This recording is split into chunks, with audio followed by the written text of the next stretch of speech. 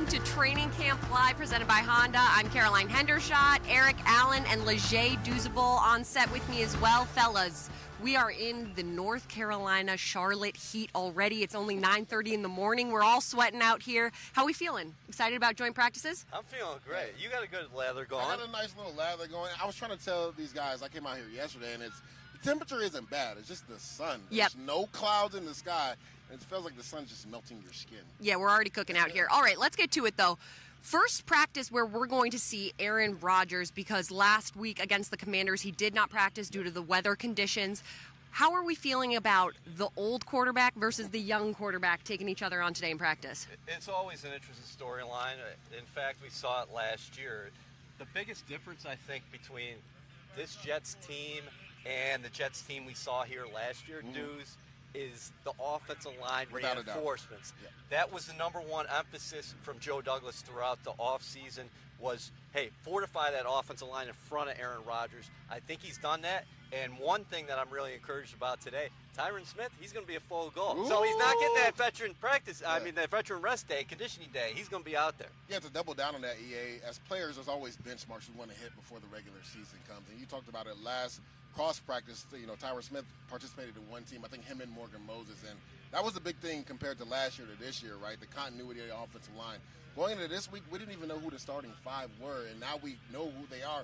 And not only that, it's a ratchet up in competition because now they're getting more reps to get ready for the season. So, to me, that's the biggest thing. When you talk about Aaron Rodgers, he preached patience last year when they came into this week in regards to the offensive line. They know who their starting five is. It'll be good to see them go against another color for more reps this week. Yeah, I think something that Robert Saleh said this morning was he was excited about this year's practice compared to last year's because last year, he said maybe not the greatest of days, and this year he's more excited to see kind of that growth, especially on the offensive line. Now, Deuce, you came out to practice yesterday for the Panthers. What were you picking up on? Yeah, a few things. J.C. Horn is a guy I'm really excited to see. Garrett Wilson has been unbelievable this training camp. And J.C. Horn is a guy that has all the tools in the tool bag. The biggest thing on him is he hasn't been able to be healthy. So kind of had a tapered down practice. I've been talking to a few people around the Panthers organization. He's truly excited to get after it today. So looking forward to that matchup as well. And then they're two interior guards. We were talking about quarterbacks earlier, right? Bryce Young was under so much duress against the Jets last year, right? They really fortified that offensive line, the interior with Robert Hunt and Damian Lewis. Looking forward to see him go against some of our guys. We just got the news that Big Q, Quentin Williams, isn't practicing today. Don't be alarmed. Don't be alarmed. He's fine. He's fine. Shoulder pain. Yeah, he'll be fine. But I think this is good for the backup D tackles. Javon Kinlaw, Solomon Thomas, Fotu. These will be good reps against two of the grittier guards in the NFL. Yeah, I totally agree with that. So that's the news. The front, I should say the lead here today is that Quentin Williams not practicing. No concern there. With that being said, the Jets rested close to 30 regulars last week in the preseason opener against the Washington Commanders. Do you anticipate a similar approach from Robert Saleh and company Saturday night when these teams play each other in game action? Yeah, you've seen an evolution and change in coaching theory in regards to coaches doing these, really taking a real turn at these cross practices compared to playing in the preseason. So when you look at the Jets, they want to get a lot of good work in this cross practice. Probably see the same thing that we saw versus the Commanders. Not a lot of the frontline guys will play in that game, but they'll get a lot of reps today against the Carolina Panthers. And like you guys said, Aaron Rodgers held out of practice last week against the Commanders in Florham Park. Slick field.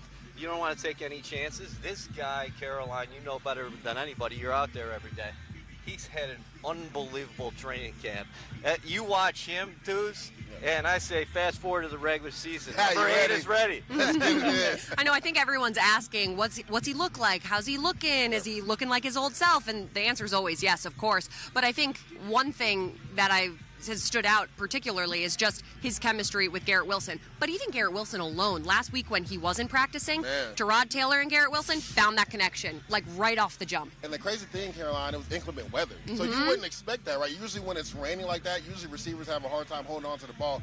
But it seemed like Garrett Wilson had sticky fingers. He didn't drop anything, and he was unstoppable. And you talked about it. It wasn't just Aaron Rodgers, it was with Tyrod Taylor. So that's good showing, too, to not only have a connection with the starting quarterback, but the backup as well. And how about this battle for the number 3 position? Jordan Travis on the NFI list to start camp, so he's working his way back from the injury that he sustained at Florida State last year. But Andrew Peasley did some good things in the game against the Commanders, as did Adrian Martinez. Yeah, this is the competition, right? When you look at this Jets team, you can only keep so many at so many different positions, right? There's going to be a lot of teams that are going to be scouring this roster for talent because there's going to be some tough decisions made. You talked about it, like how many quarterbacks do the Jets keep, right? Where is Jordan Travis, where do we see him in regards to coming off that list? Will they bring him off that list? If not, could Peasley or, Adrian Martinez potentially sneak on the roster as a third quarterback? Yeah, most definitely. Okay, someone else I want to talk about, Olu Fashanu. Now, he's been practicing at right tackle all week long, and the coaches were saying, they want that flexibility. It's the first time that he's taken some reps at right tackle after having a great game against the Commanders at left tackle. So what are we kind of expecting from this joint practice, seeing him at right tackle? I'm kind of interested to see where he's going to line up because Tyron is gone, so he's going to be your starting left tackle when the season starts. But Morgan Moses has been practicing as well at the right tackle position. So you could put him in either spot, but since you started cross-training him at right tackle this week, he'll probably, I would imagine, he'll start at right tackle, maybe with the second team out here. Yeah, I wouldn't be surprised if they flip it. Say the second team gets 6 reps, 3 left, 3 right. I can see that really happening because he's going to be your swing tackle. You talked about Tyron Smith. Morgan Moses has been an Ironman. We're going to knock on wood that continues. But if they need Olu to come in, he needs to be able to play both. Now, that's not as easy as people think it is. Right? I was just about to ask you about that. Because it's like, literally, you've been doing everything with your left hand. Now it's like you're tying your left hand behind your back and flipping it. Not only physically, but mentally. You got to tell yourself mentally, well, I can't kick this way. I can't kick back that way. And for Olu, he's only played left tackle. Right. So it's a learning curve there. So I would love to see him get some reps at right tackle versus another color this week. Yeah, I think that will be an interesting thing to watch. I wonder if you guys saw this on Twitter as well, because I thought this was beyond fascinating. There was a clip of Olu Fashanu in the game against the Commanders, and he's doing the Tyron Smith, classic move where he's throwing the fake punch and getting that defensive edge off of their feet a little bit, Correct. off their footing. How is that going to translate, do you think, to the right side? Because like you said, you're kind of completely tying your left hand behind your back. Yeah, it's something that he's going to have to continuously work on, Carolina, because like you said, when you throw that fake punch, speaking from a defensive line perspective, right, it throws off the timing in regards to you throwing your hands against the offensive lineman. So when you're a offensive tackle and now you got to switch to the other side, like I said, it's not just a physical thing, it's a mental thing, right? How he kicks back with his right leg, now his post leg is the opposite side. So when he throws that timing with the fake punch, he just has to get reps at doing it, right? It's going to take a while. It's going to be a learning curve for him in regards to making the right side as good as the left side.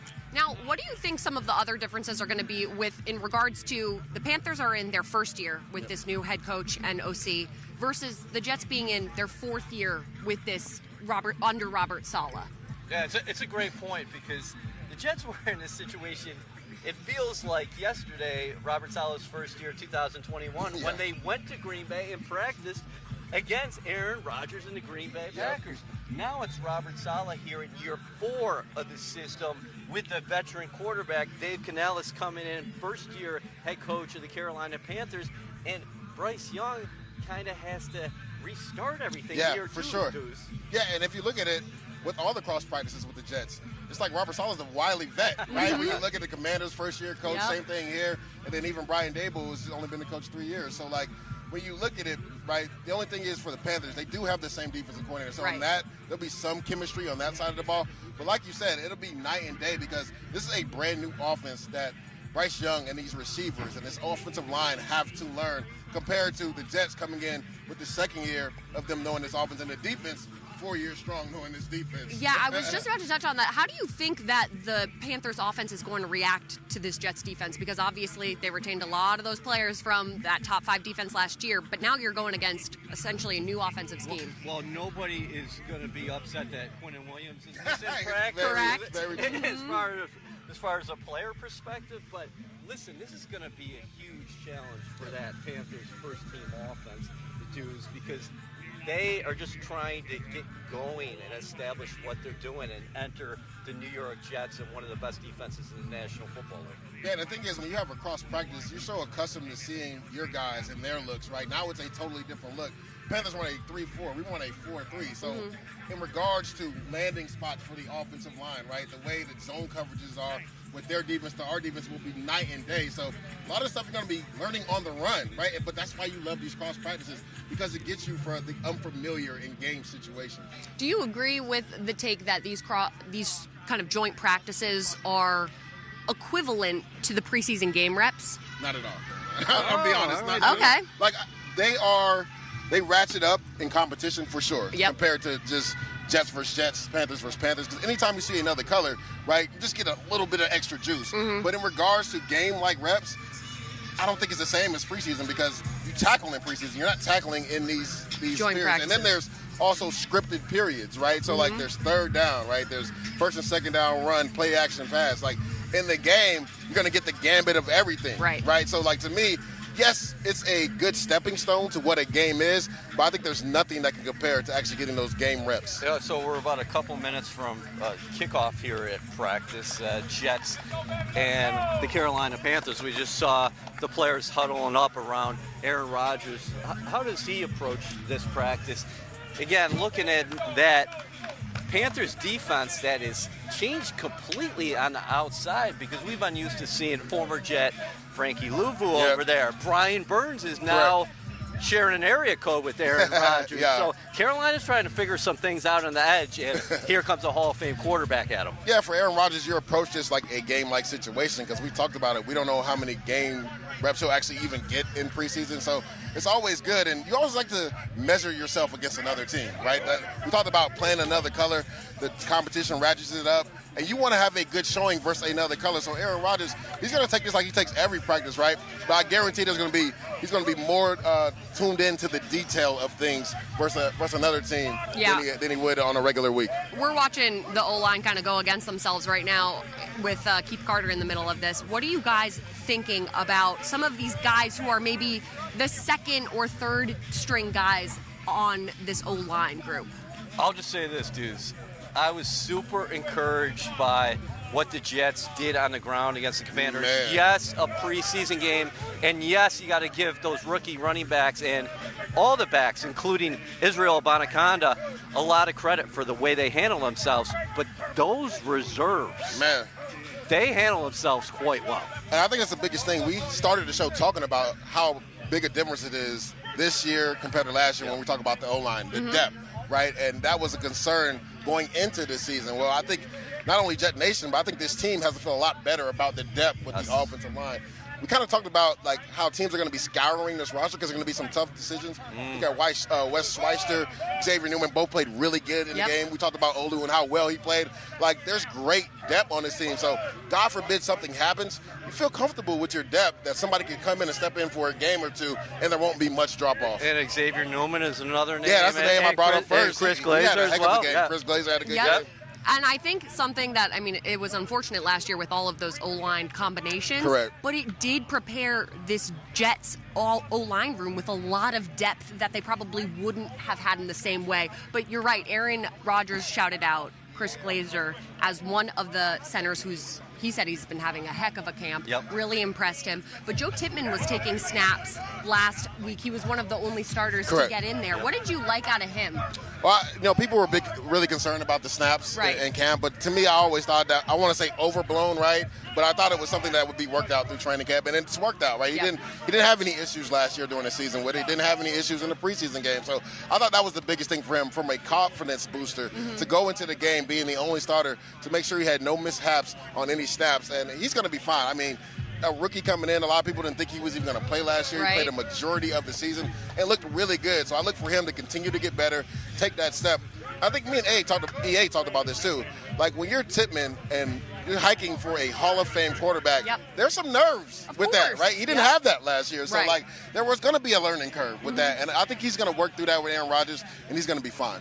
Right. I think another nice aspect about Tippmann is that he is so eager to learn that he said any kind of feedback that he gets from Rodgers, he's all ears. He wants to kind of keep improving and get his game better. He's a rare player at that position from a physical skill traits perspective.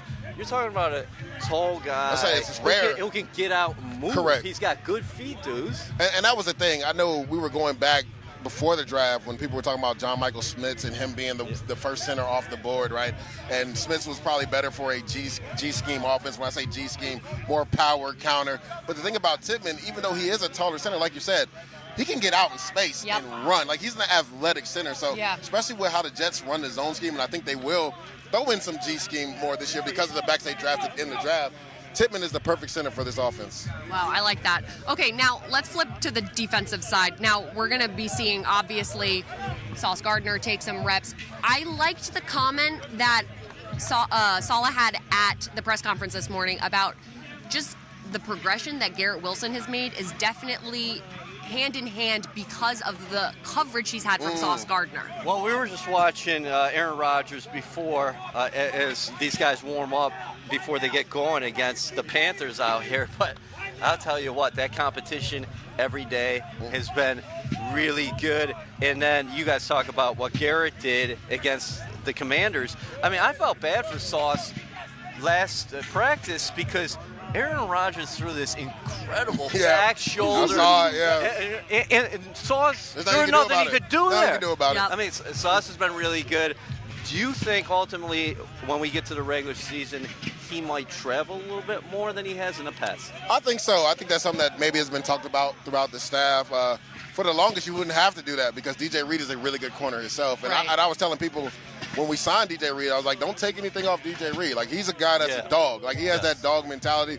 He believes he's a true number one corner and would be probably on most teams if Ahmad Sauce Gardner wasn't here. So, like, I could see that happening because you got to think, Sauce going into year 3, maybe they want to throw a little bit more on his plate, right? Yeah. You go take out the number 1 guy, and then DJ, you take out the number 2 guy, and we'll be fine. We'll let our D-line hunt. So you talked about Garrett Wilson and Sauce Gardner, what that relationship has meant. I mean, it's been immaculate for both of them in regards to, I hate to use the cliche iron sharpening iron. Don't do it.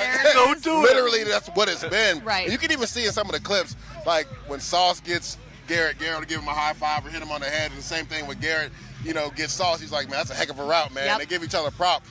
But yet they still compete at a high level, and that's the only way you're going to get good. Yeah, and I think, too, having DJ Reed, obviously Michael Carter II has been practicing, but having DJ Reed and Sauce Gardner coach up those younger cornerbacks in that room, imagine the kind of growth that they're getting right from the jump, like for someone like Quantez Stiggers. And we've seen it, right? Stiggers has had a really good camp. Bernard Converse, I mean, me and EA were just talking about him the other day. He's had a great Unbelievable camp too. Versus the Commanders. And he's had a really good camp. And he was a guy that played safety, too, so he has that ability to maybe cross at both. So that could help him in regards to getting a spot on the roster. So you talk about the depth. You still got Brandon Echols as well. So you talk about Sauce Gardner and DJ Reed and how they're able to help some of these young guys. And even though Sauce is young, he's played at a high level. We can give them some tricks of the trade. It's great for those young guys to learn behind him.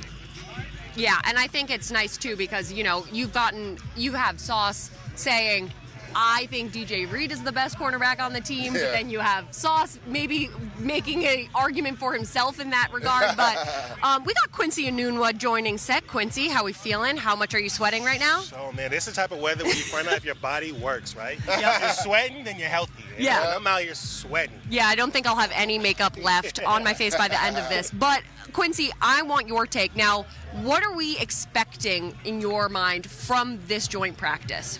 Oh, well, it's good that they already had one joint practice. I think those are always helpful just to kind of get yourself into that mode, right? Aaron Rodgers isn't going to be playing in any of these games. So just to kind of get out there and play it against somebody else. I know as a player, for me, it was always helpful because I got to get hit by another team. Yeah. Like when you have your teammates, they're going to hit you kind of hard in the beginning of the camp. But then as camp goes on, nobody's going to hit you really hard. Yeah. When you go against another team, they're going to try to really knock the ball out of your hand. And I was a guy that liked to put my head down. So, it'd be times where I would get a few hits that made me feel like, okay, it's just like game-like atmosphere a little bit.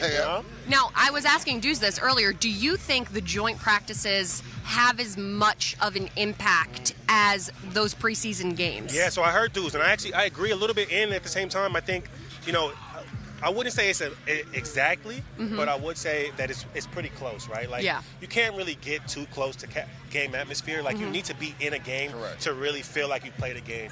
But when you have the opportunity to play against another team and have those hits, right? Those different type of situational football, right? Just going against another team with a little bit of variety, that's helpful. So Deuce was at Carolina's practice yesterday. Quincy, you've been at some Jets practices this week. Now, Deuce brought up J.C. Horn. So J.C. Horn is going to be obviously taking reps against Garrett Wilson, but what about the other wide receivers in this wide receiver room? Because they've been having quite the week at practice. Yeah, not even just practice. Let's talk about Brandon Smith this last game, right? Like, wow, came out of nowhere. 2 great passes from Martinez. Yep. Right, I think it's exciting to see guys take advantage of their opportunities, right? Because that's what the preseason is all about. Sometimes you're not going to make as many plays in practice, but when you go out into the preseason games and you make those plays, not only are you helping yourself on this team, but you're helping yourself with all 31 other teams. And I think that's what I like to see. I want to see those young guys, those undrafted guys, those guys that are really scraping at the bottom for the roster, make plays in the games. And so, I like the joint practice, and I'm excited to see what happens on Saturday. How do you think that someone like Irvin Charles or Jason Brownlee is going to kind of measure up to this Panthers defense? Yeah, I mean, a guy like Irvin Charles, for me, I think he's much more fitted for special teams right now. There's still some things he has to learn as a receiver, but he's using special teams to keep himself on the roster, and that's really important. Now, with Brownlee, he's more of a receiver guy. Like, he's not as much of a special teams guy. Like, his role is not like that freak athlete like Irvin Smith is. So with him, I want to see how he does against these cornerbacks. Now, we obviously know about J.C. Horn. He's going to be going against Garrett Wilson. But how about some of these other guys? Can he still make plays against these guys? Because, again, they're all pros. So at the end of the day, you're still making plays against some good players. Right. Dudes, the Panthers' defense is obviously a little bit of their bread and butter, specifically their D-line. Yeah. But what about players not named J.C. Horn? What do you think that they're going to be able to bring to this, not even just the wide receivers, but the Jets offense as a whole? Yeah, you look at a guy like Troy Hill, who's played at a high level, played for the Rams. He was their slot corner. He had a pick 6 yesterday, so he's a wily vet. He'll be a guy to obviously watch. Jadeveon Clowney, for sure, if he goes. He's kind of been on a pitch count. But from everything I've heard, when he's gone, he's been dominant. So that'll be a good test for our offensive line if he goes. Remember, he had a career high last year with 9.5 sacks. So those are some of the guys. They took Josie Jewell from the Denver Broncos. He's a steady Eddie linebacker, a guy that's always going to be in the right place at the right time. So when you have quality players, it's always good to go against another color. Because like I was talking about earlier, Caroline, we have a different defense, right? The Jets defense versus the Carolina defense. We run a 4-3, typical 4-3. They run a 3-4. So it'll be good for Aaron Rodgers to get that look, right, as far as having the 2 outside linebackers, the 3 defensive linemen inside. And with Ejiro Evero as the defensive coordinator, he's very multiple, likes to bring pressure from different ways. So this will be a good test for the offensive line in regards to ciphering out pressure, protecting, and then being able to execute down the field. I think another good test for the offensive line, for the Jets offensive line, is going to be how well they run the ball. Correct. Yes. Because I think that's the one position we haven't really touched on is the Jets running back group. Now, last week against the Commanders, Isaiah Davis, Braylon Allen, both getting a lot of big runs and both an integral part of that run game. And Izzy Abanikanda as well. But what do you guys think about how they continue to develop and make a little bit of a spot for themselves? Well, I think it's been really good to see how the running back room has formed because I know everybody knows Breece Hall is going to get a lot of snaps, but you have to feel comfortable knowing that you got a battering ram is what I call him, and Braylon Allen. And Isaiah Davis is the guy that can do a little bit of both. But even Braylon Allen has really surprised me with his hands. Even on the play that was called back in the game versus the Commanders, for him to uncover and have the presence of mind to get open for Tyrod Taylor on the run and catch that ball with his hands, that was big for Braylon Allen and his confidence going forward. So I'm looking forward to seeing this offensive line and running backs work because we were talking about this earlier, Caroline.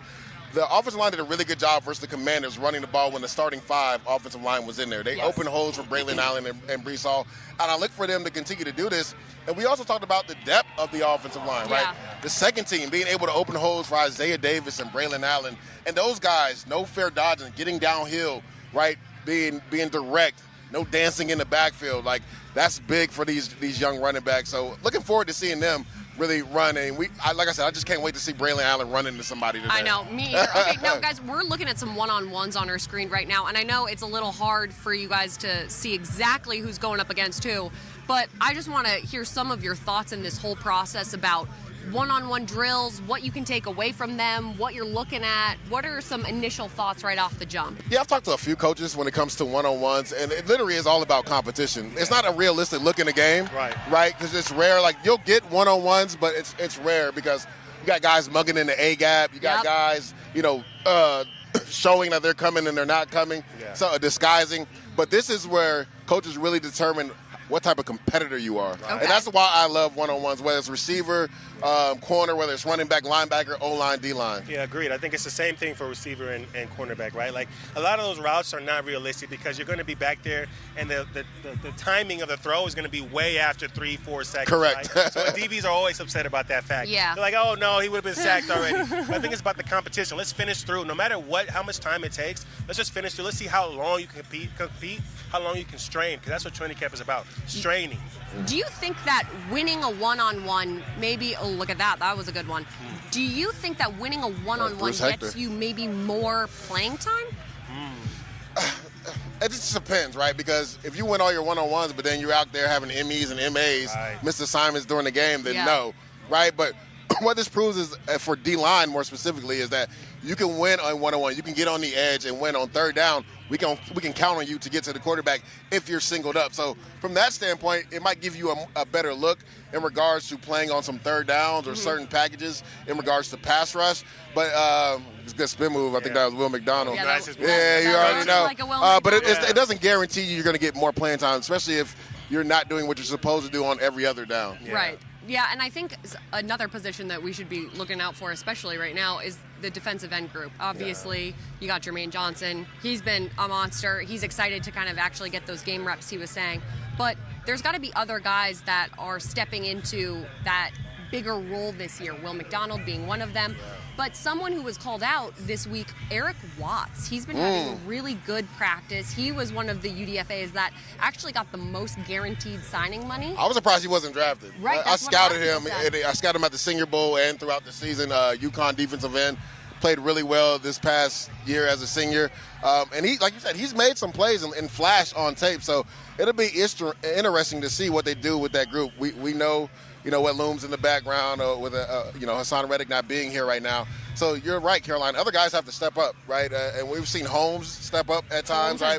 Tank McKinley has stepped up, former first-round pick, trying to revive his career, right? But obviously everybody's looking at Michael Clemens and Will McDonald. They have to take that next step. Yeah, I think even Aaron Whitecotton was talking about it this week as well, that the way that Mike Clemens has put on weight and grown and just kind of accelerated his career in a quick time has been really impressive. Dudes, you were just making a face at that play. What was that? Tank McKinley showing nice bend right there. I think he beat Ike Ekwonu on a dip and rip move right there. And the great thing is, like, a guy that can bend while running full speed, those guys are rare. That's why Will McDonald, his athleticism is so rare. You saw it right there from Tank McKinley, right, being on the edge and not allowing the offensive tackle to push you by the quarterback to be able to get back downhill and get a sack on the quarterback. That was real nice by Tank McKinley. Yeah, so actually while we're here, because we have a defensive lineman here, I always love the defensive perspective because, when I'm watching these things, there's a lot of moves that I don't know. There's a lot of things that I don't really understand and I'm watching. I know if a guy wins, but I know as a defensive lineman, there's some things that you're seeing that, like, this is why that guy won. Correct. Right? And so, I would love to see, like, maybe on this rep, you could kind of give us a little bit. Okay, this is our offensive line versus them. Oh, that's a good stab. Yeah. Ooh. What was that? Was that it?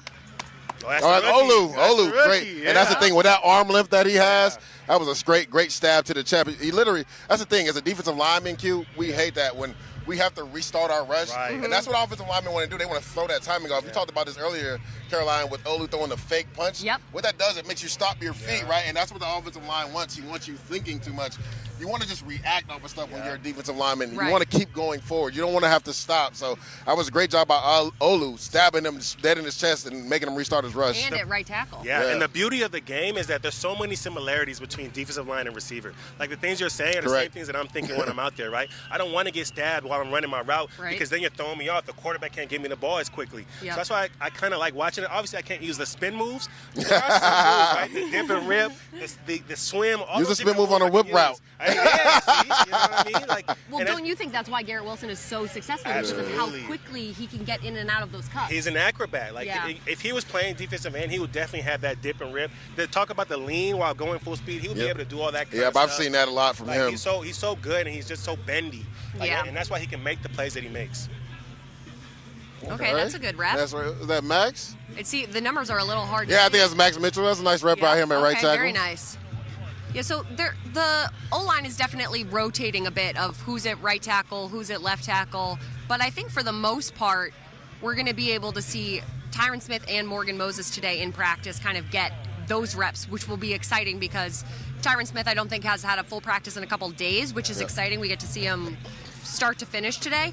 So, I mean, obviously people want to see him full go every single practice, but the importance of that veteran rest, what do you guys feel about that? Because, I mean, that's we got a lot of old guys on the team. I hate to be the bearer of bad news, but we do. Well, that was the thing with Tyron Smith. We kind of knew like he was going to have a different practice schedule than most people. Even going back to his days in Dallas, they were saying he was like 1 on, 1 off, or even maybe 1 on, 2 off, right? So it'll be good, like you said, to see him go through a full practice against another team. Because like I said, Caroline, there's benchmarks as players we have to hit. I think that's a benchmark for him. If he can get through this practice, still feels good after this, then you'll feel confident going into the season. Yeah, most definitely. All right, guys at home, thanks so much for tuning in. We are going to go catch the rest of this practice, but again, appreciate you guys tuning in to Training Camp Live presented by Honda. We will see you next week at One Jets Drive when the Jets are back in action.